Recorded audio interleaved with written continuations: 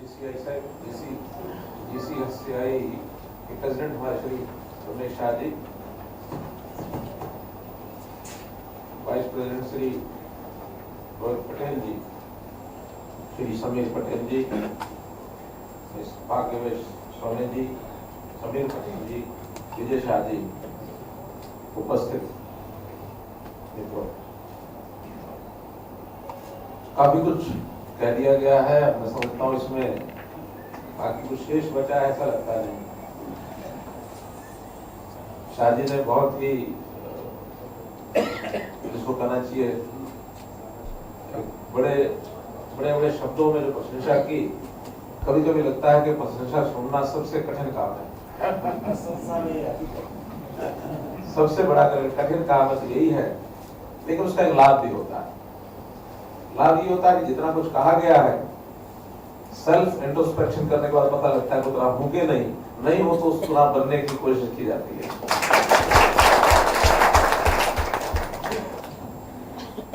मित्रों, हरियाणा एक बहुत ही रिसोर्सेज से भरा हुआ एक प्रदेश है। दिल्ली के निकट होने का एक बहुत बड़ा लाभ हमको है, बल्कि हम तो कई बार मानते हैं कि Delhi is part of Haryana. तीन तरफ से दिल्ली को हरियाणा लगता है। एंड एनसीआर रीजन, जिसके बारे में बताया कि 68% एनसीआर रीजन जो है हरियाणा में है। और हरियाणा की प्रोग्रेस, उसकी कहानी हमने स्लाइड्स में सब देखी है। इंडस्ट्रीज में, इंडस्ट्रियलाइजेशन में हमने स्थान प्राप्त किया है। लेकिन वहीं मैं भाग्यवेश सोने जी की इस बात से सहमत हूं कि हमारी जो प्रोग्रेस है वो एकाग्री है, यानी कुछ डिस्ट्रिक्ट्स में ही हम लोग अच्छा काम कर पाए हैं। Surrounding Delhi, Faridabad, Gurgaon, up to Manesar, up to Dharuhera, Rewari and GT road पर up to Panipat and Panchkula area के साथ 21 जिलों में से अधिकांश जिले अभी ऐसे हैं जहां हमको इस प्रगति के नाते से आगे बढ़ना है। उधर स्कोप, बहुत बड़ा स्कोप है। जो भी पॉलिसी रही होगी अभी तक, लेकिन आगे हम एक प्रकार की नई पॉलिसी सब प्रकार की बनाने जा रहे हैं। 12 जनवरी को हमारी यूथ एंड स्पोर्ट्स पॉलिसी इस प्रकार की घोषणा होगी। बहुत जल्दी हम, जैसा अपेक्षा की गई है कि इंडस्ट्रियल पॉलिसी की अपनी फॉर्मुलेशन की प्रोसेस वो लेकर आएंगे। आईटी पॉलिसी ये भी हम लेकर आएंगे। और 2.5 करोड़ आबादी का हमारा प्रदेश, इसमें बहुत कुछ करना भी शेष है। यानी यदि मोटे रूप से देखा जाए, जिस प्रकार से बताया गया कि सबसे ज्यादा करोड़पति हरियाणा में है, सबसे बड़ा इंडस्ट्रियलाइज्ड एरिया है, इतने ऑटोमोबाइल्स, इतना बड़ा सब सेक्टर्स के अंदर ने जो काम किया, दैट्स ए गुड वर्क। लेकिन सब इतना होने के बाद अगर हम किसी क्लाइमेक्स पर पहुंच गए होते तो हमको किसी को अपने यहाँ इन्वेस्टमेंट करने के लिए बुलाने की आवश्यकता भी नहीं थी। जो कुछ इसका दूसरा साइड है कि बहुत सी ऐसी चीजें, बहुत सी आवश्यकता है कि उस प्रदेश को है। 1966 हमारे इस प्रदेश का निर्माण हुआ। इन 48 ईयर्स जिस प्रकार का एक वातावरण रहा, काम करने के लिए लोग आए, बड़ी बड़ी इंडस्ट्रीज आई, मल्टीनेशनल कंपनीज आई, लेकिन उन्होंने अपने बलबूते पर काफी कुछ खड़ा किया है। जो सुविधा उनको दिल्ली एयरपोर्ट, वहां से एक्सपोर्ट की सुविधा और जैसा इंफ्रास्ट्रक्चर उन शहरों में हुआ, उसमें बहुत आगे बढ़े। लेकिन इसके अलावा भी इंफ्रास्ट्रक्चर और उनको खड़ा करना है। इसलिए चाहे एनआरआईज हैं, चाहे दूसरे प्रदेशों के हमारे हरियाणा के साथ अपना हित जोड़ने वाले आप जैसे बंधु हैं, चाहे हरियाणा के अंदर के लोग हैं, हम सभी को इनवाइट करते हैं कि आइए और हरियाणा में कुछ आगे बढ़ने का हम संकल्प लें, मिलकर चलें। जहां तक गुजरात और हरियाणा का संबंध है, बहुत बढ़िया तरीके से एक्सप्लेन किया गया कि भी श्री कृष्ण जी के द्वारा दोनों प्रदेशों का जो संदेश है, कुरुक्षेत्र और द्वारका, अब ये दोनों ऐसे संबंध हैं जिससे हरियाणा और गुजरात बहुत निकटता मानते हैं। मैं स्वयं गुजरात में कई बार आया हूँ, एक कार्यकर्ता के नाते आया, संगठन का काम करने आया, कभी नेता के रूप में नहीं आया हूँ।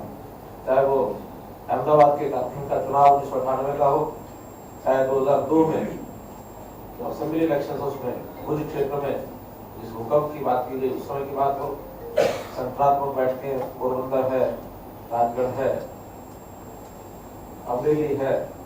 पिछले विधानसभा के चुनाव में अमरेली उस क्षेत्र में रहा।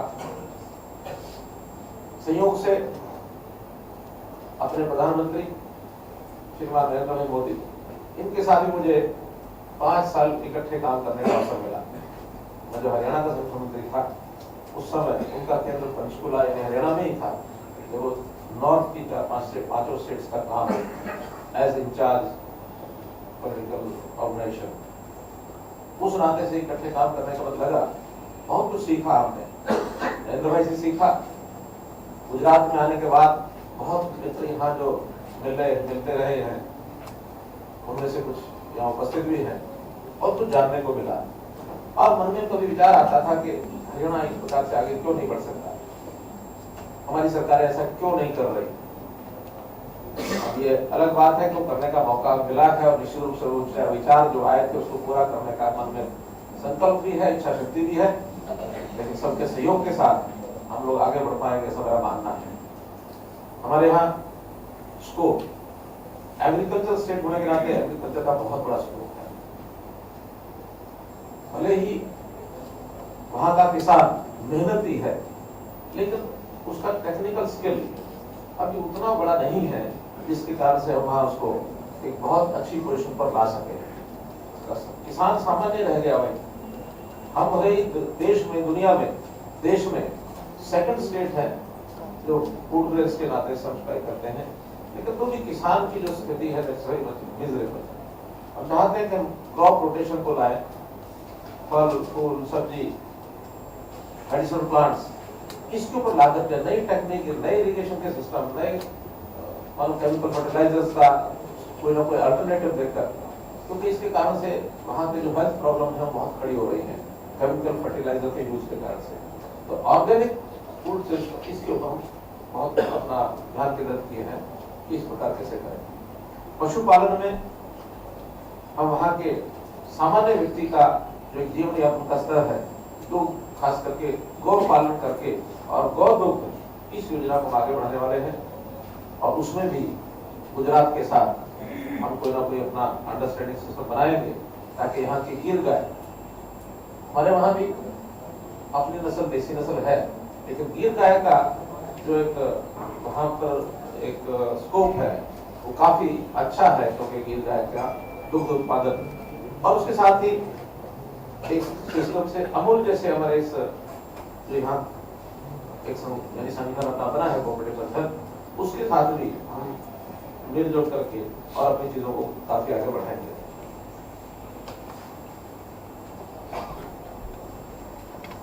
ऑटोमोबाइल इंडस्ट्री पर्याप्त मात्रा में हमारे यहाँ काम कर रहे हैं, लेकिन फिर भी अभी भी बहुत स्कोप है। इंडस्ट्रियलाइजेशन के नाते से जगह जगह अपना लैंड बैंक हमने बनाया है, लेकिन इसको और विस्तार देने के लिए जिन जिलों में, जिन क्षेत्रों में भी नहीं हुआ है, खास करके पश्चिम हरियाणा, उस पश्चिम हरियाणा में भी अपना इंफ्रास्ट्रक्चर बनाना और ऑटोमोबाइल जैसी इंडस्ट्री, बाकी सब इंडस्ट्रीज, फूड प्रोसेसिंग इंडस्ट्रीज पूरे स्टेट में कैसे करने के लिए हम लोग आगे बढ़ रहे हैं। और उसमें जैसा मैंने उल्लेख किया बीच में, हमारे यहाँ एयरपोर्ट नहीं है, अपना एयरपोर्ट अपने स्टेट का नहीं है, कोई भी दिल्ली एयरपोर्ट या फिर चंडीगढ़ एयरपोर्ट। हिसार में हम पहला एयरपोर्ट इस नाते से बनाने का हमारा इरादा है। वहाँ पर एक ड्राई पोर्ट बनने की बात भी हमारी हुई है, जिसके कारण से उसका लाभ हमको मिलेगा। टूरिज्म का बहुत स्कोप है, होटल्स में उस प्रकार का वातावरण है। कुरुक्षेत्र जैसा सांस्कृतिक और धार्मिक स्थान, वहाँ पर बहुत अच्छा स्कोप है। राजस्थान के लगती सीमा, वहाँ हमारा स्कोप है। अरावली की पहाड़ियाँ, उन पहाड़ियों पर भी टूरिज्म के नाते से बहुत हम आगे कर सकते हैं। मित्रों, करने के लिए इच्छा शक्ति ये चाहिए, वातावरण के नाते से अभी तक मानता हूँ कि जितना अच्छा बढ़िया वातावरण होना चाहिए था वो मिल नहीं रहा था, लेकिन एक सुशासन के नाते, गुड गवर्नेंस के नाते हमने बैठ कर कुछ योजनाएं बनाई हैं। अब क्योंकि सरकार हमारी आयु जो है इस सरकार के भी जस्ट 2 महीने और 8 दिन ही हुए हैं, तो इन 2 महीने 8 दिन में जितना कुछ विचार कर सकते हो क्या है, बहुत निकट भविष्य में जो भी सुविधाएं, जो भी वातावरण इन्वेस्टर के लिए चाहिए वो पूरा वातावरण देंगे और आप सब निश्चित रूप से अपने हरियाणा और गुजरात के संबंधों को और आगे बढ़ाते हुए इस एक दोनों परस्पर हितों का, केवल हरियाणा का हित ही नहीं तो उसमें गुजरात का भी हित है, इन्वेस्टर्स का भी हित है और पूरे समाज का हित है। अपनी इस स्थिति को हम इस प्रकार से लाना चाहते हैं। हमारे वहां के लोग तो कहते हैं कि अगर कंपटीशन भी करना है तो प्रदेशों में कंपटीशन किससे किया जाए, तो गुजरात से किया जाए। और कंपटीशन में आज गुजरात सबसे आगे है, तो कंपटीशन करने के बाद हरियाणा गुजरात से आगे जाए, ये भी हमारी इच्छा है और उसको कितना पूरा करेंगे। लेकिन इस प्रकार से आप लोगों को मैं निमंत्रण देता हूँ, आइए हम सब करके हरियाणा का और देश भर का हित करें।